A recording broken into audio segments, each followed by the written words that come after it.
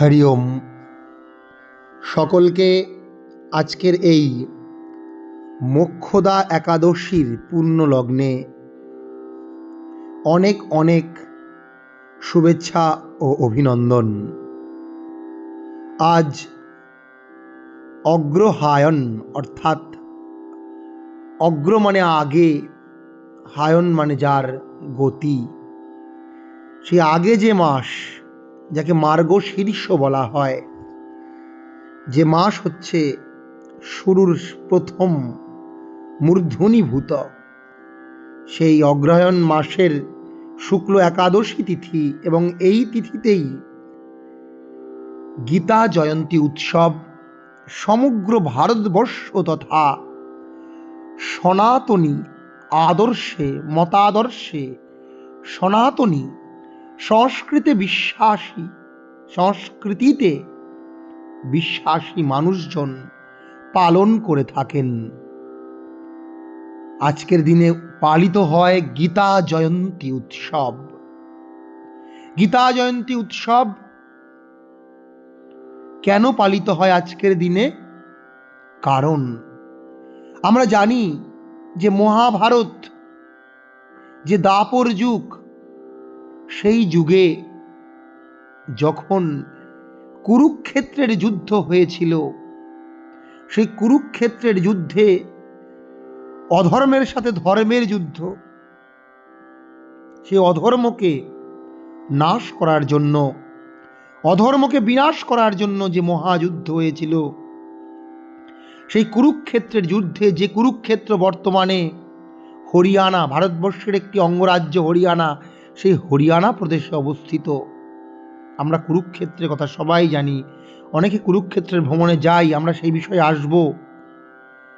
সেই কুরুক্ষেত্রের রণাঙ্গনে যখন অর্জুন যুদ্ধক্ষেত্রে উপস্থিত হয়েছিল, তখন অর্জুনের যে মানসিক দুর্দশা, অর্জুন যুদ্ধ করতে না চাইলে তাকে ভগবান শ্রীকৃষ্ণ এরকম একটি মোক্ষদা একাদশী তিথিতে, মার্গশীর্ষ মাসের শুক্লপক্ষের মোক্ষদা একাদশী তিথিতে শ্রীমদ্ ভগবদ গীতা উপদেশ দিয়েছিলেন, বা এই 700টি শ্লোকে 18টি অধ্যায়ে গীতার গান করেছিলেন।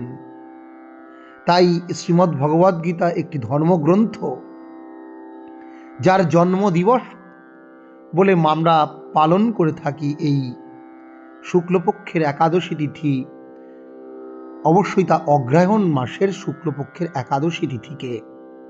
এবং এই একাদশী তিথিকে মোক্ষদা একাদশী তিথি বলা হয়। কেন বলা হয় মোক্ষদা একাদশী তিথি? কারণ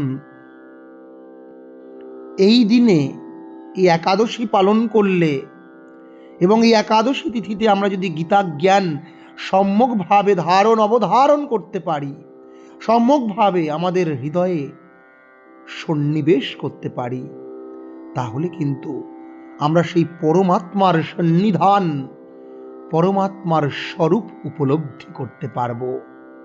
পরমাত্মাকে আমরা জানতে, পরমাত্মাকে আমরা উপলব্ধি করতে সক্ষম হব।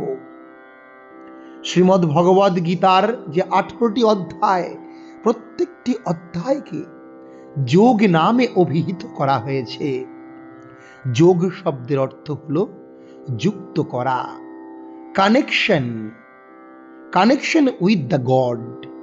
That's why it is called yog. এই যোগের মাধ্যমেই আমরা জীবাত্মা পরমাত্মার সাথে মিলিত হতে পারে। তাই এই প্রত্যেকটি অধ্যায় যদি আমরা অধ্যয়ন করি গীতার, সেই অধ্যায়ের যে সার, সেই সারের মধ্য দিয়ে আমরা পরম ব্রহ্মের সাথে, পরমাত্মার সাথে মিলিত হতে পারবো। যেমন সাংখ্যযোগ, গীতার যে সাংখ্যযোগ, সাংখ্যযোগের মধ্যে সাংখ্য শব্দের অর্থ হচ্ছে সম্যক খ্যায়াতে, সম্যকভাবে, খুব সুন্দরভাবে, বিস্তৃতভাবে বলা হয়। কি বলা হয়েছে এখানে? আত্মতত্ত্ব। নৈনম ছিন্দন্তি শস্ত্রাণি নৈনম দহতি পাবকা ন চৈনং ক্লেদয়ন্ত্যাপো ন শোষয়তি মারুতঃ। আত্মাকে ধারালো অস্ত্র শস্ত্র দিয়ে ছেদন করা যায় না, অগ্নির দ্বারা দগ্ধ করা যায় না, একে জল দ্বারা সিক্ত করা যায় না, আবার বায়ু দ্বারা শুষ্ক করা যায় না। এই আত্মা অজনিত্য, শাশ্বত, এই আত্মা অবিনশ্বর। আমরা সেই আত্মতত্ত্বের উপলব্ধি করতে পারি এই সাংখ্যযোগের মধ্য দিয়ে। আবার কর্মযোগ, কর্মের মাধ্যমে, নিষ্কাম কর্ম, কর্তব্য কর্ম পালনের মধ্য দিয়ে আমরা ঈশ্বরের সাথে মিলিত হতে পারি। ভক্তি যোগে বলা হচ্ছে ভগবানের প্রতি শরণাগত হয়ে ঈশ্বরের প্রতি আমার মনকে নিবেদিত করে তার সেবার মধ্য দিয়ে ঈশ্বরের প্রতি তদ্গত মনপ্রাণা হলে আমরা কিন্তু সেই পরমেশ্বর ভগবানের সন্নিধান লাভ করতে পারি। জ্ঞান যোগে বলা হচ্ছে প্রকৃত জ্ঞান, আত্মতত্ত্ব যে উপলব্ধি, সে উপলব্ধি করতে পারার মধ্য দিয়ে আমরা ভগবানের সাথে মিলতে পারি। এইভাবে প্রত্যেকটি যোগের উপায়, প্রত্যেকটি যোগের মাধ্যমে আমরা ঈশ্বরের সন্নিধান লাভ করতে পারি। আর যেহেতু এই সুন্দর জ্ঞান আমরা এই শ্রীমদ্ ভগবদ গীতা থেকে জানতে পারি, আমরা প্রতিনিয়ত তাই গীতা অভ্যাস করছি। আমার এই ইউটিউব চ্যানেলে আপনারা প্রত্যেক দিন শুনতে পান বিভিন্ন পর্ব অনুযায়ী গীতা পাঠ। সেখানে আমি সুর এবং উচ্চারণ সম্বন্ধে আমার যথাসাধ্য ভগবানের কাছে আমি ক্ষমা প্রার্থনা করে শেখানোর চেষ্টা করছি। যেটুকু আমি সংস্কৃত বিদ্যা অর্জন করেছি, সেই সংস্কৃত বিদ্যা অনুযায়ী প্রত্যেকটি অক্ষর বর্ণের যে সুর, মাত্রা, বল, প্রযত্ন, স্বাম, সন্তান, সন্ধি, সেটুকু আমার জ্ঞান অনুযায়ী আমি কিন্তু আপনাদেরকে শেখানোর চেষ্টা করছি, বলার চেষ্টা করছি। আপনাদের সাথে আমার যে জ্ঞান, সেই জ্ঞান ভাগ করে নেওয়ার চেষ্টা করছি। আমরা শ্লোকের বিশ্লেষণও জানছি, একটি একটি করে শ্লোক, তার তাৎপর্য। আজকের দিনে আমরা গীতা জয়ন্তী সম্বন্ধে জানব এবং সারা দিন আমরা এই গীতা বিষয় অধ্যয়ন করব। গীতার যে ভাব, গীতার যে তত্ত্ব, তা আমরা হৃদয়ে অনুধাবন করার চেষ্টা করব, হৃদয়াঙ্গম করার চেষ্টা করব। আজকে আমরা গীতাগত প্রাণ হয়ে জীবন আচরণ করব। তাই গীতা জয়ন্তী আরেকটু ভালো করে জেনে নেব কি করতে হয় আজকের দিনে। আজকের গীতা জয়ন্তী, এদিন প্রথমে ভগবানের স্মরণ করব, যে ভগবান শ্রীকৃষ্ণ আমরা একবার ধ্যানস্থ চিত্তে চোখ বুজে সেই মুহূর্তের চিত্র একটু ভাবার চেষ্টা করব। কুরুক্ষেত্র, হরিয়ানা প্রদেশ, একটা বিরাট মাঠ আমরা একটু দৃশ্যপটে ভেবে নেওয়ার চেষ্টা করছি।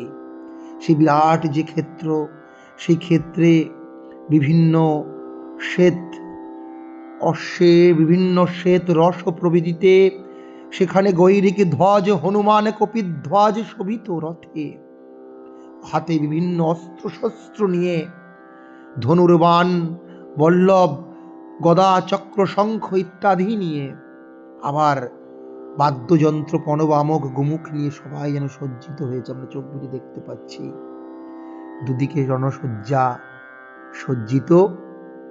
সেখানে হঠাৎ দেখতে পাচ্ছি অর্জুন তার সমস্ত গান্ডীব, তার সমস্ত যে মনের তেজ, সব কিছু হারিয়ে সে রথের মধ্যে বসে পড়েছে।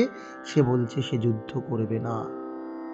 সেই দিনটি ছিল একাদশী তিথি, অগ্রায়ণ অর্থাৎ মার্গশীর্ষ মাসের শুক্ল একাদশী তিথি, মোক্ষদা একাদশী তিথি।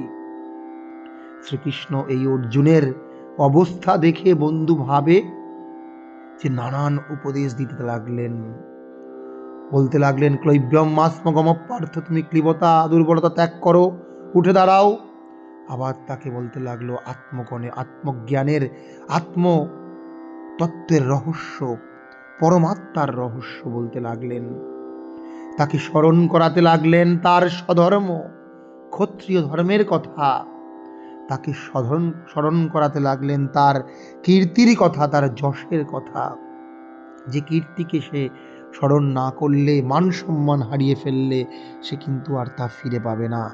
কত প্রাসঙ্গিক, আমাদের জীবনেও তাই। আমরা যদি আমাদের কর্তব্য কর্ম ছাত্রাবস্থায় ছাত্রাণাম অধ্যয়নম তপ, আমরা সে ধর্ম পালন না করি, আমরা সারা জীবন পস্তাবো। আমরা সারা জীবন কিন্তু কষ্ট করে কাটাতে হবে। তাই যত সময়ে কর্ম করতে হবে। ছাত্রাণাম অধ্যয়নম তপ, শরীরকে রক্ষা করতে হবে। শরীরম আদ্যম খলু ধর্ম সাধনম, শরীরের মাধ্যমেই কিন্তু ধর্ম সাধিত হয়। এরকম নানান যে নীতিবাক্য উপদেশ দেওয়া হয়েছে সেগুলো কিন্তু আমাদেরকে পালন করতে হবে। এবং মনকে স্থির করার কথা বলছেন, স্থিতপ্রজ্ঞ হওয়ার কথা বলছেন। আমরা পরীক্ষায় খুব ভালো ফল করলাম, অত্যন্ত উল্লসিত হলাম এবং এত আনন্দ, এত গর্বিত, এত অহংকার করলাম, এত মাতামাতি করলাম যে পরবর্তীকালে আমার সেই অহংকারের চোটে খারাপ ফল হয়ে গেল। তাই ভগবান শ্রীকৃষ্ণটি সন্তুলিত একটি ভারসাম্যযুক্ত ব্যালেন্স লাইফ লিড করার কথা বলছেন। দুঃখের স্বর্ণ দুবিঘ্নমনা সুখে সুবিগত স্পৃহ।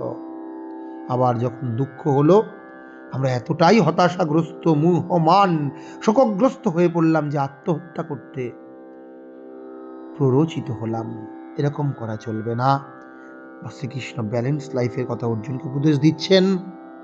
শুধু তাই নয়, তাকে বলছেন তুমি পরিমিত আহার করো, পরিমিত বিহার করো, ডেলি লাইফ তুমি পরিমিত ঘুমাও, পরিমিত জাগরণ করো, এটাই যোগের লক্ষণ। পরিমিত ভ্রমণ করো। তাকে সাত্ত্বিক, রাজসিক, তামসিক 3 গুণের কথা বলছেন। তাকে ঈশ্বরের প্রতি শরণাগত হওয়ার কথা বলছেন। তাকে ভক্তি জ্ঞানের রহস্যের কথা বলছেন। তাকে বিভিন্ন সাত্ত্বিক, রাজসিক, তামসিক আহারের কথা বলছেন। আমরা সেসব মানসপটে চিন্তন করব, আমাদের জীবনে পালন করার চেষ্টা করব। আজকের এই শুক্লপক্ষের একাদশী তিথিতে, যা কিনা শ্রীকৃষ্ণ অর্জুনকে দিয়েছিলেন। এই হলো গীতা জয়ন্তীর মূল তাৎপর্য। আর কি হয় গীতা জয়ন্তীতে? গীতা জয়ন্তীতে আন্তর্জাতিক গীতা উৎসব পালিত হয় হরিয়ানার কুরুক্ষেত্রে। আমরা সে বিষয়ে জানব। তার আগে আমরা আজকের দিনে গীতা পাঠের যে পদ্ধতি, প্রথমে আমরা গীতার ধ্যানম করব। গীতার ধ্যান যেগুলো আছে, ওম পার্থায় প্রতিবধিতাম ভগবতা নারায়ণেন স্বয়ং, এসব বসুদেব সুতম দেবম কংস চানু রমর্দনম মূকং করোতি বাচালম পঙ্গুম লঙ্ঘয়তে গিরিম যৎকৃপাতমহং বন্দে পরমানন্দ মাধবম। এইসব গীতার ধ্যানগুলো করব। তারপরে আমরা গীতার অধ্যায় অনুযায়ী পাঠ করব। ওম শ্রী পরমাত্মনে নমঃ। अथ श्रीमद्भगवद्गीता प्रथमोऽध्यायः अर्जुन विषाद योगः। धृतराष्ट्र उवाच धर्मक्षेत्रे कुरुक्षेत्रे समवेतायुजुत्सवः मामकः पाण्डवश्चैव किमकुर्वत সঞ্জয়। এভাবে আমরা গীতা পাঠ করব। তারপরে শেষে আমরা গীতার মাহাত্ম্য, গীতা পাঠের ফল বিষয়ে কিছু কিছু শ্লোক আমরা পাঠ করব। গীতা সুগীতা কর্তব্যা কিমন্নহি শাস্ত্র বিস্তরেয়া স্বয়ং পদ্মনাভস্য মুখপদ্মাদ বিনিশ্রিতা সর্বোপনিষদো গাবো দুগ্ধা গোপালনন্দনঃ পার্থো বৎস সুধীরে ভোক্তা দুগ্ধম গীতামৃতম মহৎ। গীতা অমৃত। এই গীতা রূপ গাভী, গীতারূপ যে দুগ্ধ, তা দহন করেছেন কে? শ্রীকৃষ্ণ। উপনিষদ রূপ গাভী থেকে তা ভক্ষণ করেছে অর্জুন। আর আমরা আজকে শুধু ভোক্তা তা ভক্ষণ করব, যেমন বাছুর দুগ্ধ ভক্ষণ করে। এইভাবে গীতার মাহাত্ম্য আমরা শুনব। আর এবার এই গীতা জয়ন্তীতে আজকে কোথায় কি হয় একটু আমরা জানবো। সর্বপ্রথম জানবো আন্তর্জাতিক গীতা জয়ন্তী উৎসব। 2016 সালে হরিয়ানার যে সরকার, সেই সরকার সে বছর যেমন এবছর 2024 11ই ডিসেম্বর থেকে গীতা জয়ন্তী উৎসব পালিত হবে। সে বছর 6 থেকে 10ই ডিসেম্বর আন্তর্জাতিক গীতা জয়ন্তী উৎসব প্রথম শুরু হয়েছিল। ভারতবর্ষের তৎকালীন রাষ্ট্রপতি প্রণব মুখার্জি তার উদ্বোধন করার কথা ছিল, কিন্তু কোনো কারণে তিনি আসতে পারেননি। হরিয়ানার তৎকালীন যিনি রাজ্যপাল কাপ্তান সিং সোলাঙ্কি এবং সেখানকার তৎকালীন মুখ্যমন্ত্রী মনোহর লাল খট্টার তারা এই গীতা জয়ন্তী উৎসব পালন করেন। এবং এই গীতা জয়ন্তী যে উৎসব, আন্তর্জাতিক গীতা মহোৎসব চলাকালীন তখন কুরুক্ষেত্রের যে বিশাল শহর, সেখানে ব্রহ্মা সরোবর আছে। আমরা জানি ব্রহ্মা সরোবরের চারপাশে 300টিরও বেশি কিন্তু বিভিন্ন স্টল বসেছিল, জাতীয় আন্তর্জাতিক পুস্তক বা নানান যে বিভিন্ন রকম স্টল স্থাপন করা হয়েছিল। এবং সেদিন কিন্তু কুরুক্ষেত্র 48 কোট পরিক্রমাও কিন্তু অনেক ভক্তরা সেদিন করে থাকেন। তীর্থযাত্রীরা কুরুক্ষেত্রের 48 ক্রোশ পথ কিন্তু পরিক্রমা করেন। এসব তো সেদিন হয় আমরা জানি আমরা। এবং তারপরে নিরন্তর সেই আন্তর্জাতিক গীতা উৎসব পালিত হচ্ছে, যেমন 2017 সালে 25শে নভেম্বর থেকে 3রা ডিসেম্বর পর্যন্ত। এবং তৎকালীন ভারতবর্ষের রাষ্ট্রপতি রামনাথ কোবিন্দ সেই গীতা জয়ন্তী উৎসব উদ্বোধন করেন। 2019 সালে আবার আন্তর্জাতিক গীতা জয়ন্তী উৎসব হয়েছিল, আমরা সেটাও জানি হরিয়ানার। এরকম প্রতি বছরই কিন্তু গীতা জয়ন্তী উৎসব, আন্তর্জাতিক গীতা জয়ন্তী উৎসব পালিত হয়। আজকের দিনে বিভিন্ন সংস্কৃত অনুরাগীরা বিদ্যালয়ে, বিভিন্ন সাংস্কৃতিক কেন্দ্রে, মঠ মন্দিরে গীতা জয়ন্তী বিষয়ে বিশেষ বিশেষ উৎসব পালিত হয়। গীতার তাৎপর্য, গীতার ধ্যান, গীতা কিভাবে আমাদের জীবনে প্রাসঙ্গিক তা কিন্তু আলোচিত হয়। আমরা আজকে গীতা জয়ন্তী সম্বন্ধে জানলাম। সবাই আজকে সেই জ্ঞান, সেই ধ্যান অনুধ্যান করুন, অধ্যয়ন করুন। ভালো থাকুন। নমস্কার।